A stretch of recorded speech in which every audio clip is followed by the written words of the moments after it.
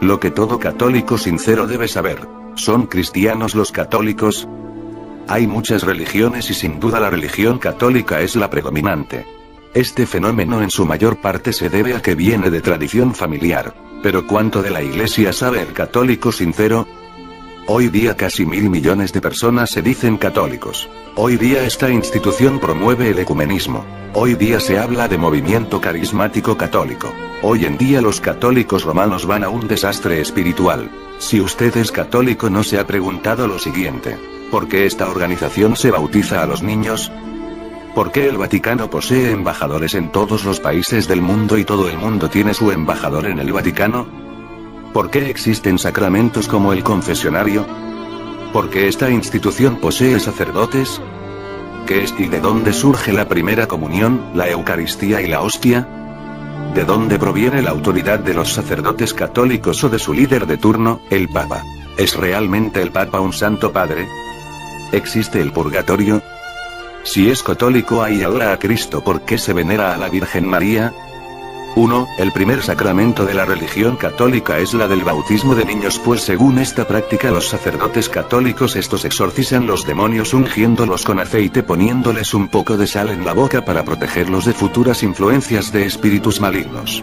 Luego le rocían agua para que quede convertido el bebé en hijo de Dios y heredero del cielo siempre y cuando muera en la gracia. Desde el momento que el sacerdote practica este ritual pasa a ser miembro de la institución católica. Lo que dice la Biblia: los creyentes en Cristo confiesan al bautizarse que se han identificado con Él en su muerte, sepultura y resurrección. Romanos 6, 3, 10, Hechos 8, 36, 38. Así que los que recibieron su palabra fueron bautizados. Hechos 2, 41. Igual primero la persona debe creer y luego bautizarse. 2. Aunque usted no lo crea, el Vaticano es el único estado en el mundo que tiene embajadores en todos los países y cada país tiene su embajador en el Vaticano. Un territorio de menos de la mitad de 1 kilómetro cuadrado, 0,44 kilómetros y con 800 habitantes. El territorio que conforma la actual ciudad del Vaticano, al oeste del río Tíber, era conocido como el Ager Vaticanus, Campos del Vaticano. Los historiadores afirman que sus primeros habitantes fueron integrantes de un antiguo pueblo etrusco llamado Vaticum y de allí su nombre, otros que la palabra proviene del latín vates adivino, ya que pululaban adivinadores y magos que presagiaban el porvenir de transeúntes ocasionales. Es decir, desde sus inicios el Vaticano fue el centro de prácticas de brujería. Debido a que el Vaticano es un estado, desde el momento en que un niño es bautizado se convierte en ciudadano del Vaticano. Pongamos este ejemplo para que entiendan. Elena ahora es ciudadana de 2 países. Tiene 2 banderas, tiene 2 presidentes, 2 instituciones y 2 lealtades. El Vaticano es un estado de gobierno, moneda, ministerio de Estado y embajadores, y se le reconoce como nación, al igual que como Alemania, Francia, etc. Si Elena es una buena católica, su primer lealtad es para el Vaticano. Lo que dice la Biblia al respecto. Jesucristo dijo: mi reino no es de este mundo. Si mi reino fuera de este mundo, mis servidores pelearían para que yo no fuera entregado a los judíos. Pero mi reino no es de aquí. Juan 18, 36. ¿Pero por qué este estado llamado Vaticano gobierna en nombre de Dios? Piénselo muy bien. 3. Los sacramentos, confesionario y penitencias. Cuando el católico va a confesarse ante una caseta en la cual se encuentra un hombre, va contristado y lleno de culpas para ser purgadas al confesarse ante un hombre quien le absolverá de sus pecados mediante algún tipo de penitencia que éste le imponga. ¿Pero es esto lo que dice la Biblia?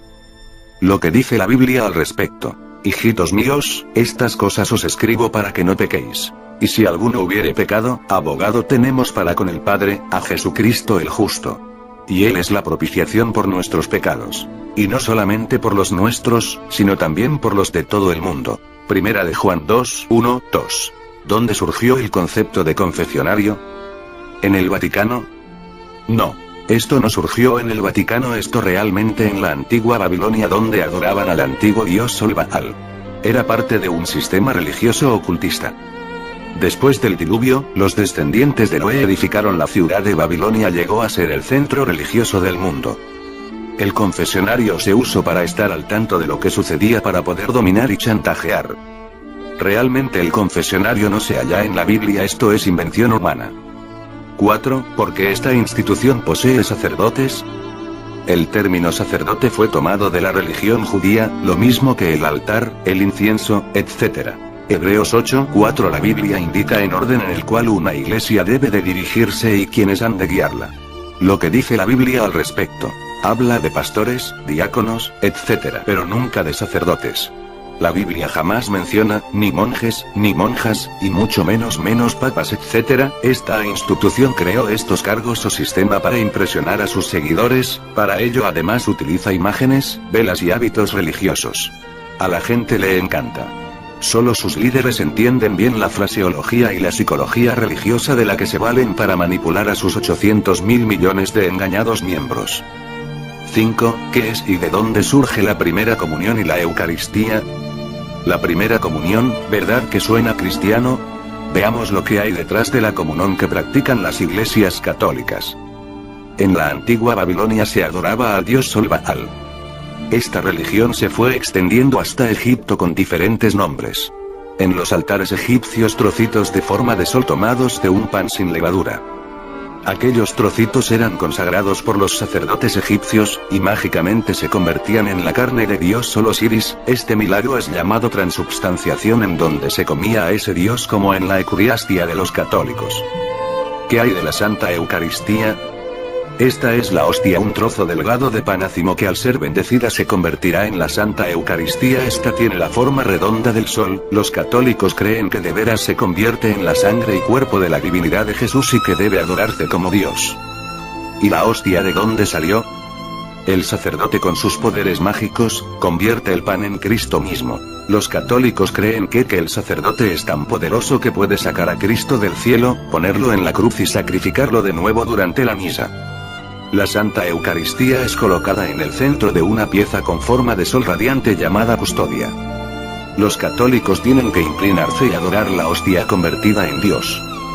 ¿Quién hubiera pensado que los egipcios lo llamaban Osiris mucho antes de que los papas lo llamaran Jesús?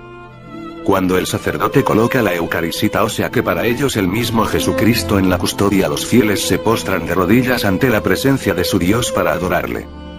Cuando Jesús estuvo en la tierra, él advirtió lo siguiente. Mateo 24:23. Entonces si alguno os dijere aquí está el Cristo o allí, no creáis. ¿A quién deberían creer los católicos? ¿A su sacerdote o las palabras de Jesús? La palabra de Dios dice, Hebreos 9:24, porque no entró Cristo en el santuario hecho de manos sino en el mismo cielo para presentarse ahora nosotros ante Dios.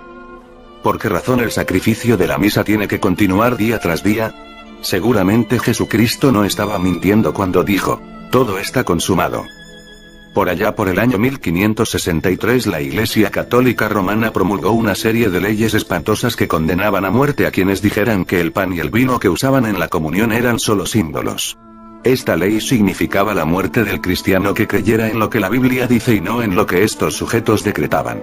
La ley dice Canon 1: el que niegue que el sacramento de la Santísima Eucaristía está de manera cierta, real y substancial el cuerpo y la sangre, así como el alma y la divinidad de nuestro Señor Jesucristo, y consecuentemente Cristo en su totalidad, y dijere que está allí solo como un símbolo, figura o fuerza, sea condenado como hereje anatema. ¿Está esto en efecto todavía? Sí.